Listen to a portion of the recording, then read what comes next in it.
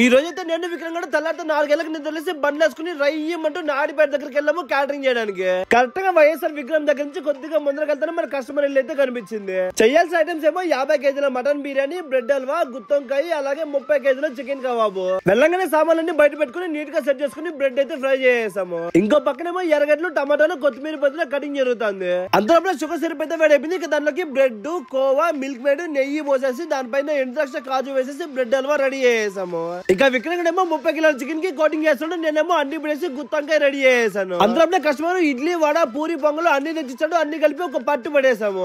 50 కేజీల mutton biryani 2 దమ్ముల్లో separate గా అయిపోతున్నాము. 25 లెక్కన కట్లు పొయ్యి మీద కరెక్ట్ గా 11 కల్లా అన్ని ఐటమ్స్ రెడీ అయిపోయి ఫైనల్ గా చికెన్ పకోడా ఒకటే పెండింగ్ ఉంది. 11 గంటలకు స్టార్ట్ చేస్తాము. 12 గంటలకు అది కూడా కంప్లీట్ అయిపోయింది. అన్ని ఐటమ్స్ చాలా బాగుంటాయి, కానీ మటన్ బిర్యానీ మాత్రం కొద్దిగా ఎక్కువ ఉడికింది. అందుకని చెప్పేసి జాగ్రత్తగా దగ్గరుండి పీసులన్నీ సపరేట్ చేసి ఇచ్చాము. అలాగే ఫైనల్ గా మేము కూడా వాళ్ళతో పాటు కలుసుకొని తినేసి కస్టమర్ కి టాటా బాయ్ బాయ్ చెప్పేసి పేమెంట్ తీసుకుని రై తిరుపతికి వచ్చేసి